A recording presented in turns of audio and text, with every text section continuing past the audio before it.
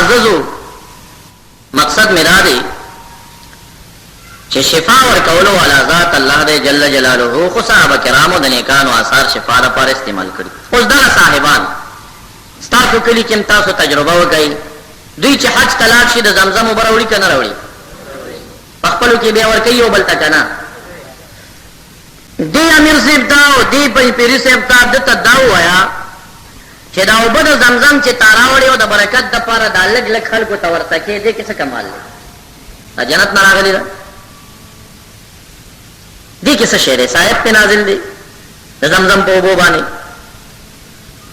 د دې دا بنسټ د کوم ځای نه شروع شوی و؟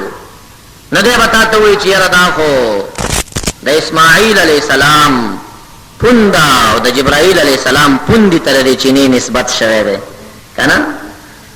او اسماعیل علیه السلام خو ماشومتوب کې پیغمبر نو، اتفاق د علماو دی. دا وروسته بیا پیغمبر شوی دی. ماشومتوب نه عیسی علیه السلام پیغمبر و، خدای پیغمبر ماشومتوب کې نه و. او دا ټول پیغمبران چې پیغمبري لا نه ورکړی شوي نو اولیاء وي. ګورئ نو د زمزم د چینې تعلق د اله العالمین د یو ولی اسماعیل علیه السلام سره دی، نو مخالف جانب هم لږ لږ په پیلو کې خلکو ته ورکوي که نه ورکوي ورته؟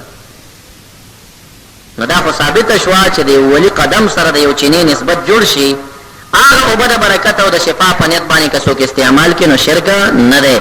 رسول الله مبارکم د زمزم اوبه کلي ته وړي دي، بی عائشې صدیقې رضی الله عنها راوړي دي، انصارو به مدینې منورې ته راوړې. هغه شکایت یې وکړه چې دا اوبه خو لږې دي ختمېږي.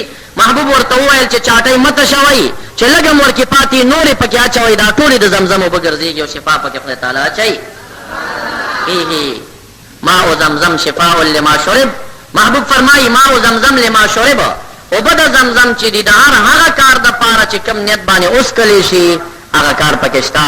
که څوک بیماري هره بیماري ورکوي اوبه د زمزم د شفا په نیت باندې اوس کې اله العالمین به درته شفا ورکوي. نو اوبو د زمزم کې نصوص رالل، خدا تا ته دا خبره واضحوي چې د انبیاء علیهم السلام د اولیاءو د خپو سره د هغې د لاس او د امسا سره چې کومې چینې تعلق جوړ شه نو هغه چینه کې شفا اله العالمین بیا اچولې وي. بعضې مزارات وي، بعضې چینې وي، هغلته زمونږ اولیاءو ناسته کړې وي، زمونږ دا بیماران ورځي هغلته لامبي، د هغه خارق ورسره ښه کېږي، د هغه ته خدای تعالی شفا ورکوي. دی ورته شرک وایي که نه وایي؟ او بیا په خپله د زمزمو په کورونو کې تقسیموي. نو د دې او د هغې څه فرق دی؟ دا هم د اله العالمین د یو ولي پوندې ته منسوبېږي او هغه هم د اله العالمین د یو دوست او د ولي پوندې ته منسوبېږي.